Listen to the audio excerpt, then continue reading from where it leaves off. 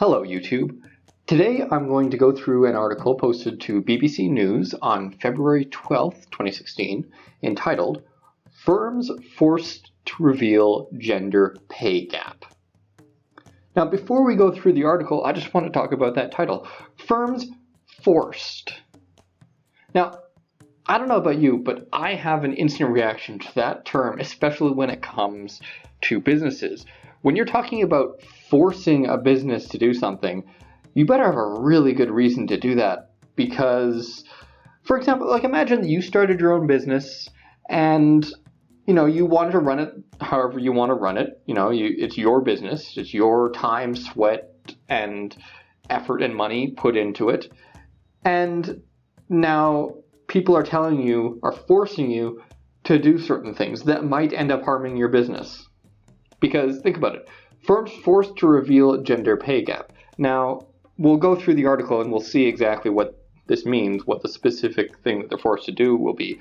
But I can instantly think of many ways that revealing a gender pay gap could hurt your business. Okay, so right before we even go through the article, this already seems like a terrible idea because it's going to hurt businesses, and that's bad for everybody. I think when a lot of businesses suffer, the economy suffers, and society as a whole suffers.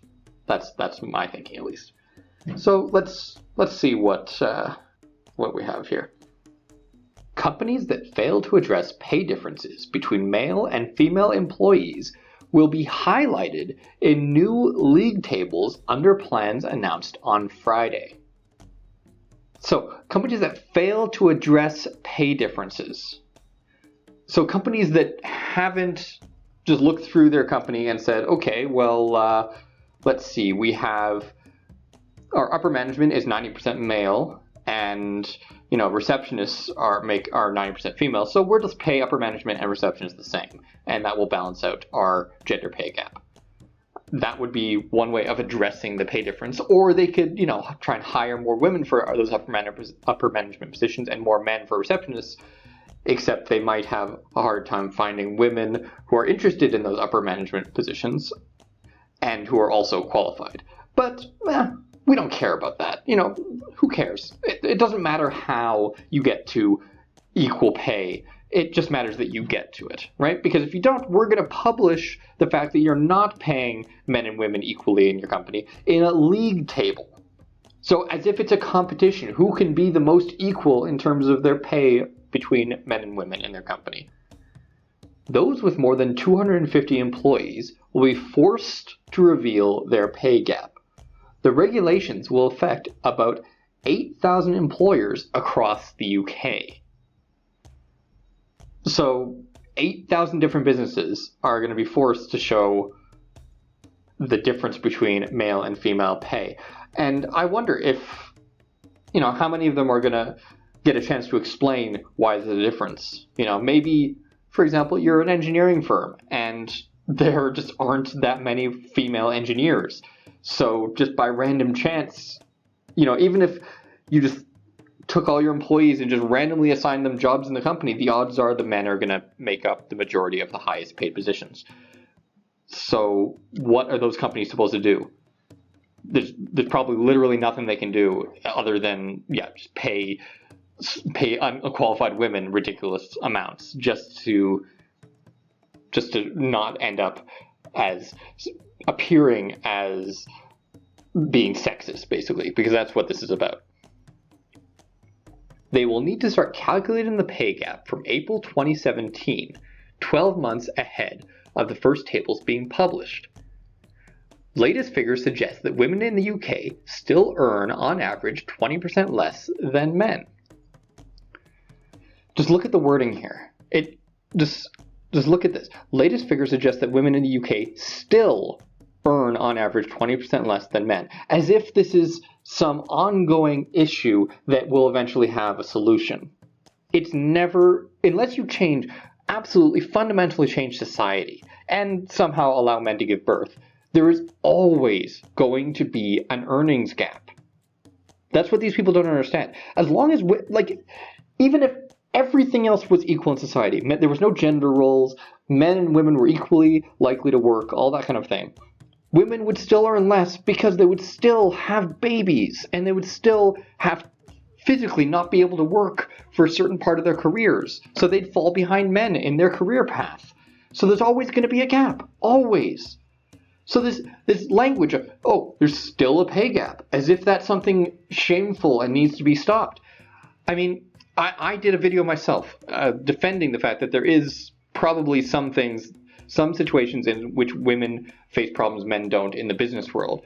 But I don't expect the pay gap to ever disappear entirely. That's ridiculous. It's absolutely ridiculous. Under the plans announced by Women and Equalities Minister Nikki Morgan, sorry, I have to stop there. Just the fact that there's a Women and Equalities Minister, and I guarantee there's no Men and Equalities Minister. Just, as if women are the only ones who face any specific problems to women. I mean, men obviously face nothing with men, and you couldn't possibly have a minister that's looking at inequalities for both men and women. No, women are more important. Anyways, sorry. Under the plans announced by Women and Equalities Minister Nikki Morgan, private companies and voluntary organizations will be required to reveal the number of men and women in each pay range to show where pay gaps are at their widest. Well, I can tell you what's going to happen. Upper management is going to be where the pay gaps are at their widest. And you know why? Because women tend to have children, and when they have children, their priorities change. They're focused less on their careers and more on their families. This does not tend to happen with men. So men and women will be more or less equal as they go through their careers, and then when they hit the age when people generally have children, women will start to fall behind in terms of how much money they make because they start working less. They start dropping out of the careers. There starts being less women in these companies. And that's not even counting the fact that in a lot of the businesses that are going to be studied, there will just be less women overall because there are less women interested in that subject.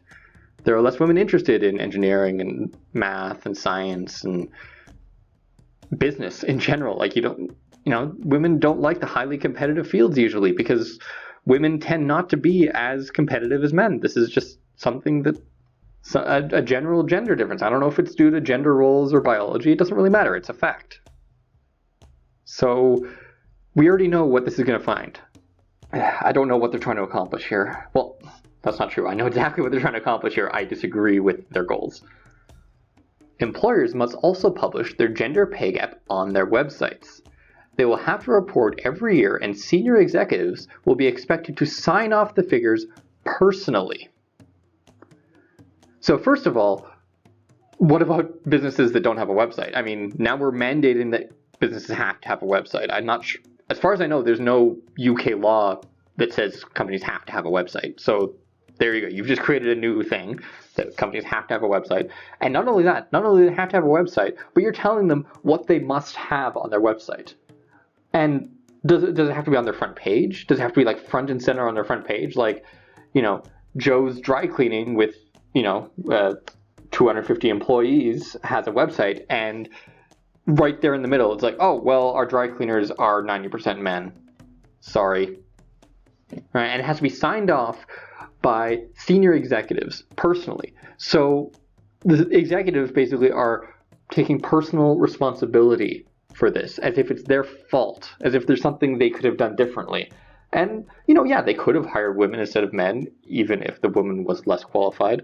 But they didn't, probably because they're trying to make money, because they're in business. And when you're trying to make money, you make the best decisions for your company. Ms. Morgan said that women and men must be recognized equally and fairly in every workplace, so there was nowhere for gender inequality to hide. No, Ms. Morgan. They do not have to be recognized equally. A man who works 60 hours a week and does a great job should not be recognized equally to the woman who works part-time and isn't that great at her job. Now, I'm not saying that. I'm not trying to imply that men are better at their jobs than women. But on average, men do work longer hours. So why should they be recognized equally? Now, I agree they should be recognized fairly, but equally and fairly are not always the same thing. Okay? So this obsession with equality, men and women being treated exactly equally, runs directly counter to the idea of merit. Okay, this is completely counter to the way that most businesses operate. And do you know what happens when you start treating everyone equally regardless of merit? It destroys motivation.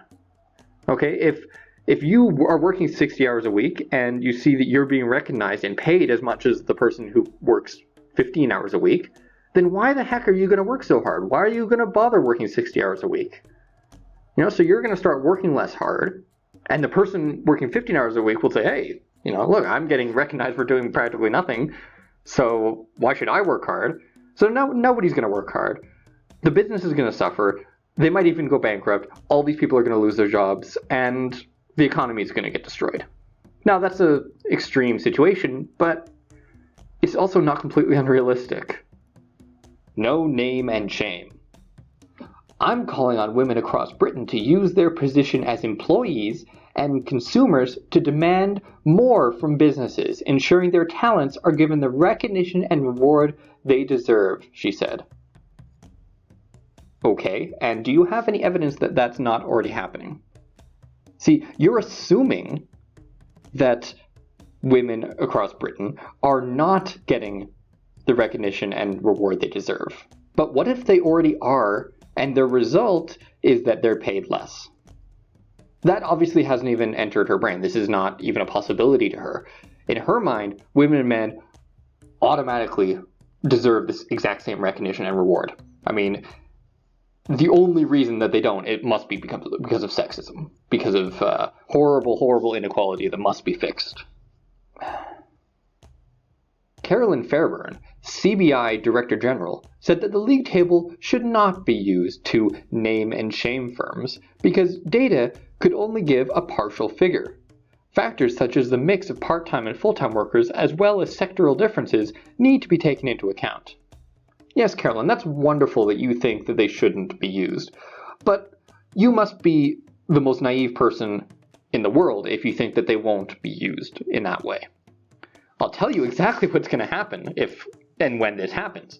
This league table will be released, and the companies that are at the top of the league in terms of the most quote-unquote inequality are going to be named and shamed as much as feminists can possibly do. And the senior executives who had to personally sign on are going to be pressured like crazy to be fired or to quit and to apologize for being so sexist. That is exactly what's going to happen. And anyone who doesn't see that is ignorant, just doesn't understand the way the world currently works. So you're going to have a situation where companies that, through no fault of their own, in many cases, will just simply not have as many highly paid women in their company. And they are going to face enormous public pressure to change this. And if you understand how businesses work, there's something called corporate social responsibility, which is basically when companies do, donate to charity and do good deeds, quote unquote. And this isn't because of any kind of altruism. Companies are trying to make money. This is about improving their public image, right? If people hate your company, they're not going to do business with you. So you've got to make sure that the public thinks well of your company. So what do you think is going to happen if companies are branded as sexist and horrible because they don't have equal numbers of men and women? So companies are going to try and fix this. And basically what you're doing is you're forcing them to try and fix a problem that might not actually have a solution. So I can only imagine the kind of crazy stuff that's going to happen in some of these companies to try and appear that men and women are equally paid. Like, I could honestly literally see women, like the receptionist being promoted to executive vice president and being given a huge salary and then not actually be given any responsibility because she doesn't know what she's doing because she's just a receptionist. She didn't earn the position. There's going to be people in sham positions with high pay just to create a sense of gender equality. And and you're going to have women promoted over men for sure. Just to, if you have a new managerial position open and you've got 10 men and 1 woman applying for the job, you're going to promote the woman because you don't want your league table number to look bad. So, and if you think this is a good thing for some reason, you're wrong, because this is bad for everyone. This is bad for the men who are in the position and aren't getting it. This is bad for the woman who's being promoted, because people are going to look at her and say, well, you didn't earn this job. You're only here to fill this quota so that we look good on the league table. So that newly promoted manager is going to get no respect. And if she has any self-respect, she's not going to even want the promotion, because she'll realize, I'm not even the most qualified person. So it's just going to be bad for everybody. No one will benefit from this except for the people obsessed with the idea that women and men deserve exactly equal recognition and reward.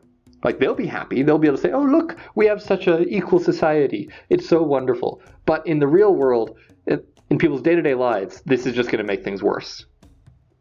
Where reporting can be useful is as a prompt for companies to ask the right questions about how they can eradicate the gender pay gap, she said. No, it can't be eradicated. I mean, it can be. Okay, let's figure out how we can eradicate the gender pay gap. Let's see. We could sterilize all women so that they don't give birth. We could socially condition everyone in 1984-esque conditioning programs so that everyone thinks the exact same ways and acts the same ways and doesn't say anything different. Just basically eliminate gender differences completely. Then we can probably eliminate the gender pay gap. That's one way. Or the other thing we can do is just to institute quotas. Say every company has to hire exactly equal numbers of men and women and pay them exactly equally the same. And of course, that would work for eliminating the gender pay gap, but that would also completely destroy the entire capitalist system, which is probably the end goal here for the people promoting this. But of course, the economy is built that way, and even if your company completely abandoned that system of merit and competition, then your economy would get completely demolished in the world market, where the rest of the world economy is still based on competition and capitalism. So I'm not sure what you're going to do here. I don't know how you're planning to eradicate the gender pay gap in any way that does anyone any good. The government should consult closely with businesses to ensure that this new legislation helps close the gender pay gap, rather than ending up as a box-ticking exercise. Oh, it's not just going to be a box-ticking exercise. This is going to be serious business where companies' reputations are on the line. Because you know that feminists online are going to be dying to write about this. Every feminist or feminist-leaning news source is going to be writing up all sorts of articles about all the different companies that don't do well on this gender pay gap thing. And of course, they'll be highlighting the ones who do well. Companies that have almost all women in management are going to be heavily promoted by these feminist news sources. And even non-feminist news sources are going to treat this as a story. I mean, this is interesting. People are going to be interested to see what companies do well on this and which ones do badly. And there's going to be boycott campaigns, I'm sure, against companies that do badly. Executives are going to be fired and replaced as scapegoats. It's going to be awful. And of course, the people that end up as the new executives are going to be the type that are approved, that are feminist approved. There'll be a minority, there'll be a woman, or there'll be an openly feminist. And then you've got a Twitter situation where the people at the top of the organization are concerned with social justice, and they start making decisions that are what's best for social justice and not what's best for the business.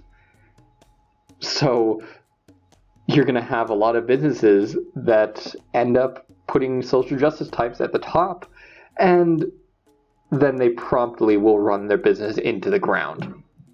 Exactly like what's happening with Twitter right now. And I have to think that this is what some of these people want. The people pushing for this, they probably want this to happen.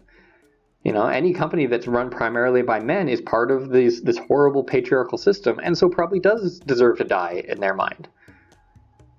And then when the economy of the UK collapses completely and you end up in a recession and the UK becomes just, an economic wasteland, then, no, it won't be their fault. No one will blame this kind of thing for it. It'll be because the men in charge of the company failed.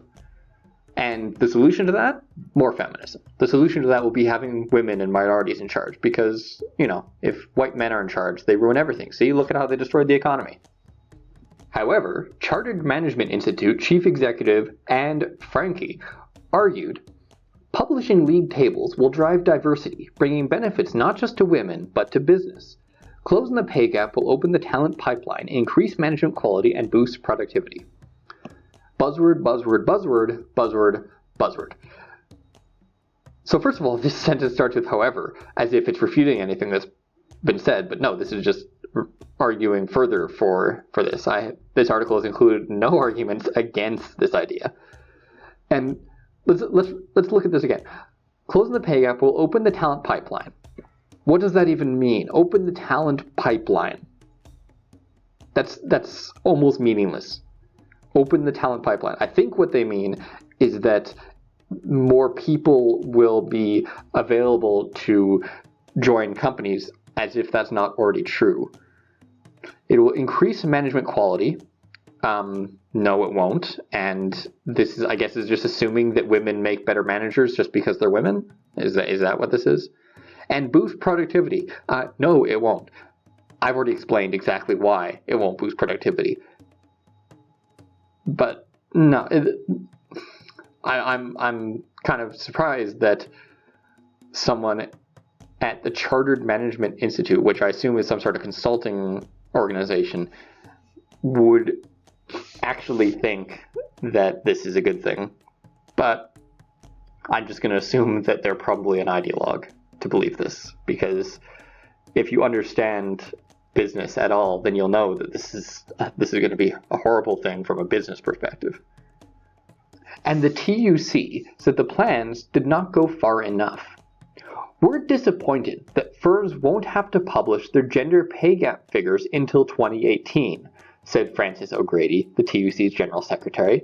It's a real shame that bosses won't be made to explain why pay gaps exist in their workplaces and what action they'll take to narrow them.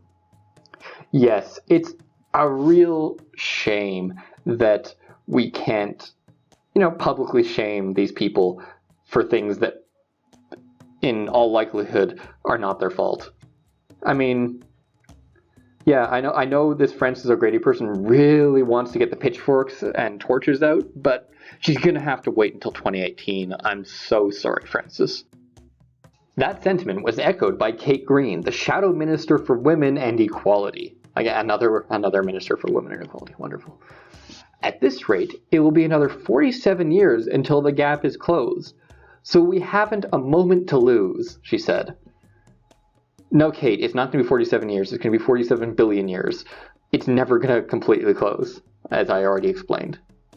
But yeah, men and women aren't exactly equal, so we've got to do things. We've got to do this thing. Who cares about what it's actually going to accomplish? Who cares about the actual benefits or negative aspects of it? We have to do this because there's a pay gap. Last summer, Prime Minister David Cameron pledged to end the gender pay gap within a generation. Well, it's not unusual for politicians to make promises that they're never going to be able to keep. The Office of National Statistics said in November that the gap between men and women's pay for full-time workers was 9.4% in April 2015, compared with 9.6% in 2014. I'm not even sure if that is a significant change. I mean, I doubt that's statistically significant. That's probably just based on random variation. But it also wouldn't surprise me, given the push for more gender equality, that maybe the pay gap has narrowed because maybe women are being hired more often than men just so that the company looks good. The government hopes to tackle the root causes by encouraging more girls to study maths and sciences over the next 5 years. So I was going to say the article realizes that there is a root cause to this, but no, they're attributing that to the government. I'm not sure they actually agree. And great, so you're going to encourage more girls to study maths and science over the next 5 years. Okay, and what if they don't want to? I mean, you can encourage them to it, but what if they're just not interested? Then what are you going to do? Regina Moran, the chief executive of Fujitsu UK and Ireland, said many businesses had a cultural problem. It's important that companies eliminate any biased pay structures within the organization, but differences in pay are often part of a wider context, as businesses fail to create environments that support women in the long term. Firms must also be aware of and eliminate any subliminal bias in hiring, promotions, and pay rises. Now that actually is a reasonable point. I mean, I don't doubt, especially in organizations that do have a high percentage of men in upper management, that there are probably some biases at play. I mean, there'd be the same thing if there was an environment where it's almost entirely women. There would be some biases at play against men, and probably against other women, and all sorts of biases. So I'm all for efforts to change anything that you can prove actually exists, but I don't think this is the way to go about it. Putting enormous public pressure on companies to make their pay more equal between men and women is not the best way to eliminate bias structures in an organization. You can't eliminate bias by just forcing change like that. Bias is much more complex than that. It's deeply psychological. So if you have a manager who's biased against women, forcing him to hire more women, it's probably just going to make him even more biased against women. Okay?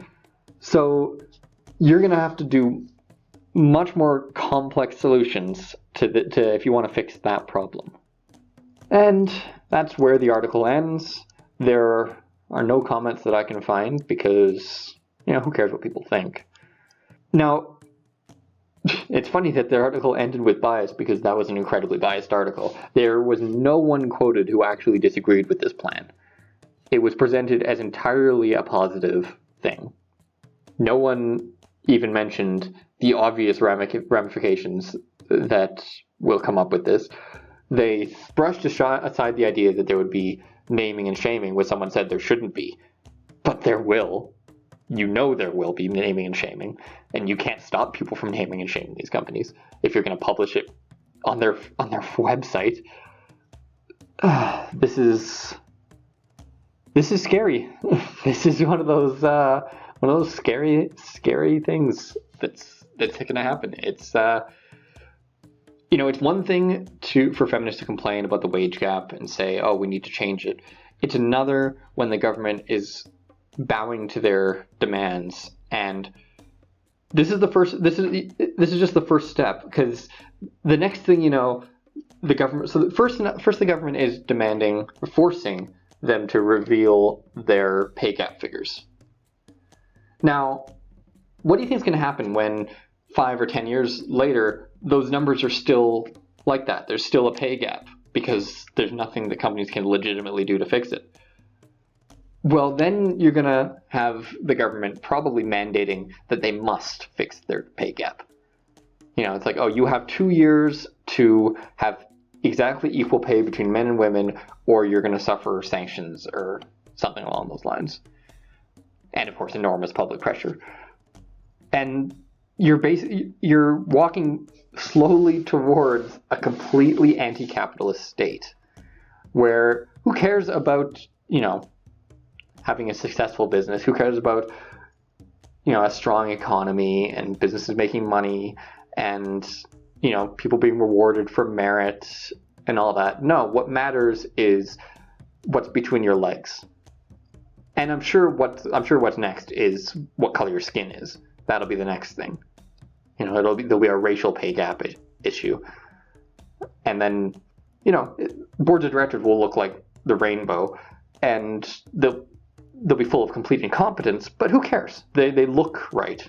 They're the right gender, they're the right race, they're the right sexual orientation. That's all we care about. Perception is what matters. Substance doesn't matter. Anyways, sorry to introduce you to such a depressing article. I would love to think of something positive about this. The best I can do is I really hope you don't live in the UK. That's as close as I can get. And if you have any way of fighting against this, do so. Like, if you live in the UK, consider writing to your MP about this, because this is horrible. This is something that needs to not happen. But I doubt anything can be done about it. So, anyways, I hope that everything else in your life is going well. Thank you for listening, and I wish you all the best.